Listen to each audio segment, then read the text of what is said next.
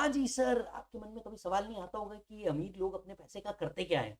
चलिए आज बताता हूँ इस जगह पे कि अमीर लोग अपने पैसे का क्या करते हैं। टैक्सेशन ऑफ इन्वेस्टमेंट फंड, या इसे ऑल्टरनेट इन्वेस्टमेंट फंड्स भी कहा जा सकता है। सीए फाइनल, सीएमए फाइनल में असेसमेंट ऑफ वेरियस एंटिटीज का एक जबरदस्त टॉपिक। लेकिन सिर्फ हम वो नहीं पढ़ेंगे, हम इसके साथ साथ पीजीबीपी पढ़ेंगे, हम इसके साथ साथ टीडीएस भी पढ़ेंगे और असेसमेंट ऑफ वेरियस एंटिटीज भी पढ़ेंगे, क्योंकि पढ़ो तो हद कर दो वरना प्रोग्राम रद्द कर दो के फंडामेंटल पे हम चल रहे हैं।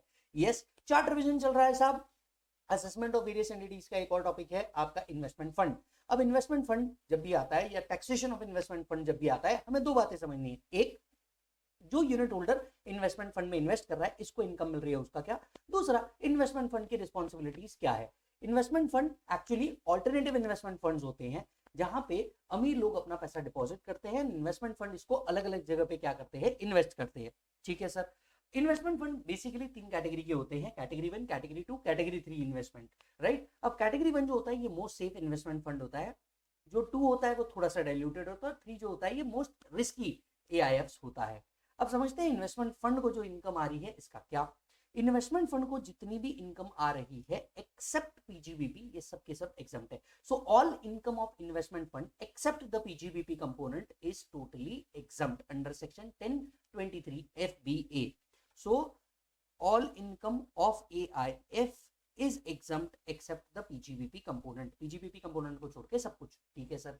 अच्छा, क्या आप जानते हैं सेक्शन 139(4)(f) कहता है investment fund must file the return. अब प्रॉफिट हो नुकसान हो, इन्वेस्टमेंट फंड को रिटर्न भरना ही भरना है।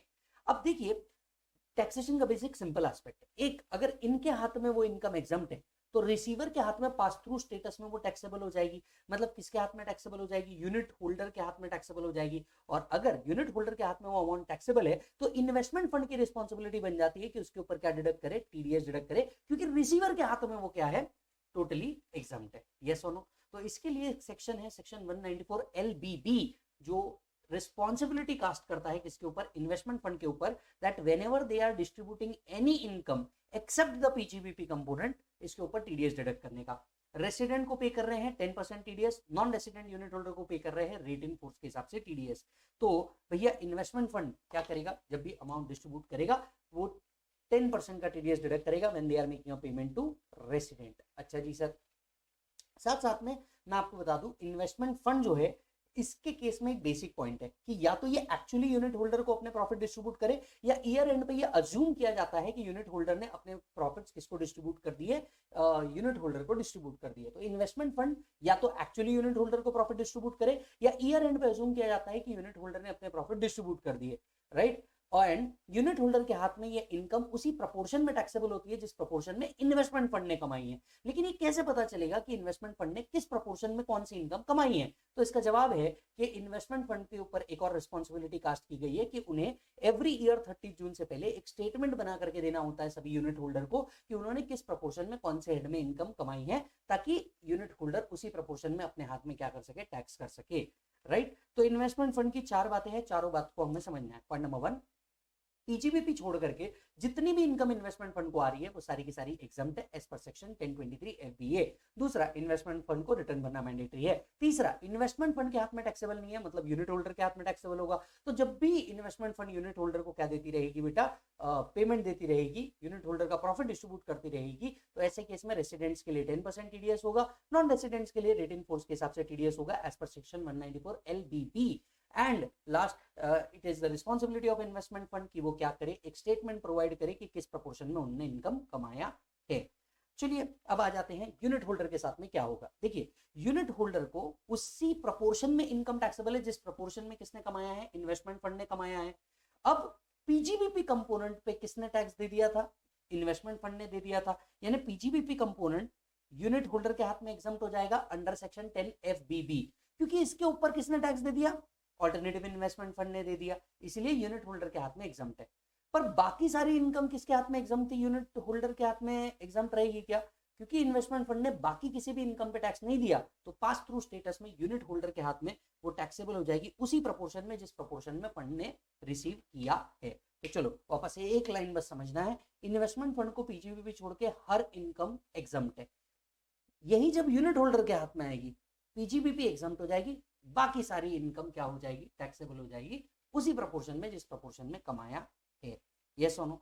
अब बताइए इन्वेस्टमेंट फंड का टैक्स रेट क्या रहेगा। ये चीज सेक्शन 115 यूबी के अंदर में लिखी हुई है दैट इन्वेस्टमेंट फंड अगर कंपनी या फर्म के पॉइंट फर्म बोल करके रजिस्टर हुए हैं 30%, अदर बोल करके रजिस्टर हुए हैं तो एमएमआर के बेसिस पे टैक्स देंगे।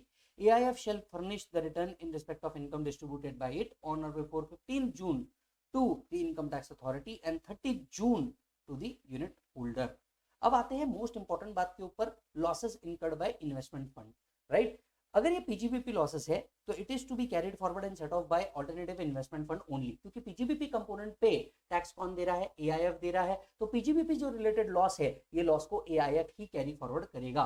What about other than PGBP loss, इसको AIF ही कैरी फॉरवर्ड करेगा। लेकिन एक केस में ये यूनिट होल्डर के हाथ में हो सकता है कि पास ऑन हो जाए। कब? जब यूनिट होल्डर ने यूनिट्स होल्ड किए हैं for at least 12 months, then loss can be pass to unit holder, else such loss will also be carried by AIF only। so PGBP loss तो definitely AIF ही रखता है, लेकिन other than PGBP loss AIF तभी रखेगा जब unit holder ने 12 महीने से ज्यादा को यूनिट होल्ड नहीं किया है। इफ यूनिट होल्डर ने होल्ड कर दिया 12 महीने से ज्यादा तो ये लॉस किसको कैरी फॉरवर्ड हो सकता है, यूनिट होल्डर के पास पास ऑन हो सकता है। यस मालिक। तो इसी के साथ आपका इन्वेस्टमेंट फंड वाला पार्ट भी ओवर होता है। ऑल्टरनेटिव इन्वेस्टमेंट फंड का ये वाला जो टॉपिक था ये बड़ा ही छोटा सा टॉपिक था। अब आपको क्या करना है, वही हर बार जो कहता हूँ, ऑडियो रिवीजन आपको करने हैं जो मैंने आपको दे रखे हैं। अगर आपने फास्ट ट्रैक ले रखा है जो अभी फ्रेशली रिकॉर्ड हो रहा है तो आपने देखा होगा कि इसका आपको क्वेश्चन आंसर्स भी हम लोगों ने सॉल्व कराया है मॉड्यूल से लेकर के, और अगर आप रेगुलर बैच में थे तो आपने इसके क्वेश्चन सॉल्व किए हैं। Thank you for this chart revision. मिलूंगा आपसे अगले टॉपिक के अंदर में। अगले टॉपिक के आपको क्या करना है, ऑडियो रिवीजन भी अच्छे से सुनना है एंड चार्ट रिवीजन भी अच्छे से देखना है। एट द सेम टाइम मैं सभी बच्चों को बोलना चाहूंगा, अगर आप ये चार्ट लेना चाहते हैं ekatwamacademy.com इस वेबसाइट पे जाकर के आप ले सकते हैं, या फिर हमारे सेंटर डिपार्टमेंट से ले सकते हैं। डन मालिक। चलिए जी, तो इसी तरीके से हिट बटन को क्लिक कर दीजिएगा एंड अपने दोस्तों को शेयर कर दीजिएगा अगर इस शॉर्ट रिवीजन से आपको बहुत हेल्प मिली होगी तो। Bye bye.